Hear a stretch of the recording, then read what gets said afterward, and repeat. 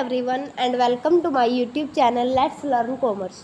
Today we are talking about on the topic of 14 Principles of Management by Henry Fayol. जो Henry Fayol है उसने 14 सिद्धांत दिए हैं प्रबंध के। तो 14 सिद्धांतों को समझने से पहले हम समझ लेते हैं कि सिद्धांत क्या होता है, उसका मीनिंग क्या होता है। सिद्धांत जो होता है वो किसी भी मैनेजर को गाइड करता है, उसके विचार को गाइड करता है किसी भी कार्य को करने के लिए।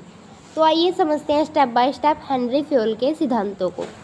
नंबर 1, कार्य विभाजन। जो हेनरी फ्योल है वो कहता है कि कार्य है जो उसको विभिन्न स्तरों पर बांट देना चाहिए व्यक्तियों के बीच। मीन्स काम को बांट देना चाहिए छोटे छोटे भागों में। जैसे कि अगर कोई मान लो कोई फर्नीचर बनाने वाला है और उसके पास ऑर्डर आ जाता है 100 लेक्चर स्टैंड बनाने का, और उसके पास 5 वर्कर है उस काम को करने के लिए, तो उसको क्या करना चाहिए, हर एक वर्कर को 20 लेक्चर स्टैंड बनाने के लिए देने चाहिए, जिससे कि वो पूरी लगन से काम करेंगे और काम क्या है वो बढ़िया होगा बिल्कुल। नंबर 2, अधिकार एवं उत्तरदायित्व। मान लो जब हम किसी व्यक्ति को कोई काम देते हैं तो उस काम के जो रिजल्ट्स आते हैं उसके लिए हम किसको रिस्पॉन्सिबल ठहराएंगे, उसी व्यक्ति को जिसको हमने काम दिया है, जिसको हमने कार्य दिया है करने के लिए। लेकिन हम उसको तभी रिस्पॉन्सिबल ठहरा सकते हैं जब हमने उसको सही राइट्स दिया उस काम को करने के लिए। बिना राइट्स दिए हम उसको रिस्पॉन्सिबल नहीं ठहरा सकते। नंबर 3, अनुशासन। किसी भी काम को करने के लिए, उसमें सक्सेस पाने के लिए उसमें डिसिप्लिन का होना बहुत ज़रूरी है। उसके बिना कोई भी जो सक्सेस है, कोई भी काम है वो नहीं मिल सकता है, अचीव नहीं हो सकता। वो मीन्स जो राइट्स होते हैं उनके लिए रिस्पेक्ट होनी बहुत ज़रूरी है, और जो रूल्स होते हैं किसी भी काम को करने के लिए उनको फॉलो करना बहुत ज़रूरी होता है, तभी जो है वो सक्सेस अचीव हो सकती है। नंबर 4, आदेश की एकता। मीन्स जो एक व्यक्ति होता है उसको केवल एक समय पर एक ही ऑफिसर से ऑर्डर प्राप्त मिलने चाहिए, और वो जो वर्कर होता है सिर्फ उसी ऑफिसर के लिए, उसी ऑफिसर के प्रति जो है वो उत्तरदायी होगा। मीन्स अगर एक कर्मचारी को ऑर्डर देने वाले कई ऑफिसर होंगे तो वो कंफ्यूज हो जाएगा और उसे समझ नहीं आएगा कि वो किस ऑफिसर के ऑर्डर को फॉलो करे। तो इसलिए उसे सिर्फ एक ऑफिसर द्वारा ही ऑर्डर मिलना चाहिए ताकि वो क्या है अपना काम अच्छे से कर सके।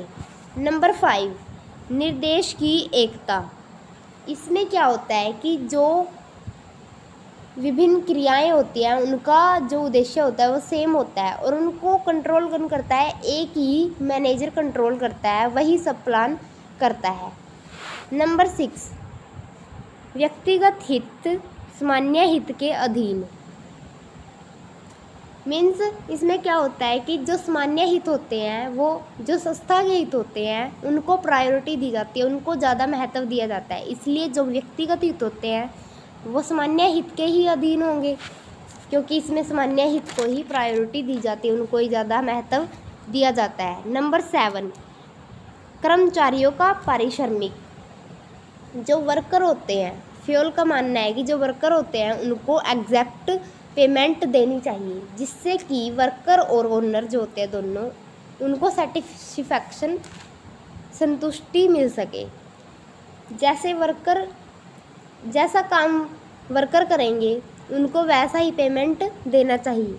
अगर उनको सही पेमेंट नहीं दिया जाएगा तो वो क्या कार्य अच्छे से नहीं करेंगे, पूरी लगन से नहीं करेंगे, और इससे क्या है वो संस्था को अचीव नहीं हो सकती सक्सेस। नंबर 8, केंद्रीयकरण तथा विकेंद्रीयकरण। इसका मीन है कि जो केंद्रीयकरण है उसमें तो मेन जो डिसीजन होते हैं उनको लेने का राइट तो ऑफिसर्स को अपने पास रखना चाहिए, और विकेंद्रीयकरण में क्या होता है कि जो छोटे डिसीजन होते हैं, मीन्स डेली कार्य को करने के लिए जो डिसीजन लिए जाते हैं उनको उनके नीचे जो काम कर रहे हैं उनको सौंप देने चाहिए। इस प्रकार जो केंद्रीयकरण होते हैं वो छोटे व्यवसाय में लागू होता है और विकेंद्रीयकरण क्या होता है वो बड़े व्यवसाय में लागू होता है। नंबर 9, सोपान श्रृंखला। इसमें क्या होता है सोपान श्रृंखला में, जो इसमें टॉप लेवल के ऑफिसर होते हैं उनसे लेकर जो नीचे वाले लेवल के ऑफिसर होते हैं उन तक एक सीधी रेखा में राइट्स चलते हैं। मीन्स जो संदेश वाहन होता है वो ऊपर से नीचे और नीचे से ऊपर तक एक स्ट्रेट लाइन में जो है वो चलता है। नंबर 10, व्यवस्था एवं क्रमबद्धता। मीन्स सही व्यक्ति को सही काम पर लगाना चाहिए और जो सही वस्तु को सही प्लेस पर रखना चाहिए। मीन्स इसमें एक व्यवस्था होनी चाहिए, क्रमबद्धता होनी चाहिए ताकि जो है कार्य को करने में कोई भी प्रॉब्लम न आए। नंबर 11, क्षमता। इसमें जो मैनेजर होते हैं उनको अपने नीचे काम कर रहे व्यक्तियों के साथ बिहेव क्या है वो न्याय और उदारता से करना चाहिए। मीन्स जस्टिस होना चाहिए। मान लो अगर कोई व्यक्ति है, वो कर्मचारी है जो वो काम एक तो अच्छे से कर रहा है और एक कामचोर है, तो क्या है उसके साथ जस्टिस होना चाहिए। अगर जो अच्छा काम कर रहा है उसको तो अच्छी सैलरी देनी चाहिए और अगर दूसरा कामचोर है तो उसकी सैलरी में हम डिफरेंस कर सकते हैं उसको और उसके साथ हम बिहेवियर भी चेंज कर सकते हैं। नंबर 12, कर्मचारियों में स्थायित्व। जो फ्यूल है वो कहता है कि जो वर्कर होते हैं उनको बार बार चेंज नहीं करना चाहिए। ऐसा करने से जो व्यवस्था होती है वो बिगड़ जाती है। नंबर 13, पहल क्षमता। जो मैनेजर होता है उसकी यह ड्यूटी होती है कि वो अपने वर्कर्स के बीच राइट्स की लिमिट्स और डिसिप्लिन के अंदर रहते हुए कार्य को करने और डिसीजन लेने में पहल करने की भावना को जगाए और उन्हें प्रेरित करे। पहल करने के लिए क्या है उसको बार बार प्रेरित करे और इस प्रकार जो वर्कर होते हैं वो प्रेरित होंगे और न्यू आइडियाज़ लेकर आएंगे बार बार। इस प्रकार क्या होता है संस्था को सक्सेस जल्दी मिलती है और वर्करों में भी क्या होता है प्रेरणा होती है, उनको क्या होता है मोटिवेशन होता है किसी भी काम को करने के लिए। नंबर 14, सहयोग की भावना। जो मैनेजर होता है उसको लगातार वर्कर्स में टीम वर्क को डेवलप करने का प्रयास करते रहना बहुत ज़रूरी है। अगर वर्कर मिलकर कार्य करेंगे, टीम में काम करेंगे तो मीन्स उनके बीच क्या है मैं के स्थान पर हम होना चाहिए, तो वे क्या है कार्य को अच्छा कर सकेंगे, एक दूसरे की हेल्प भी कर सकेंगे, जो कि किसी भी संस्था के लिए बहुत ज़रूरी होता है।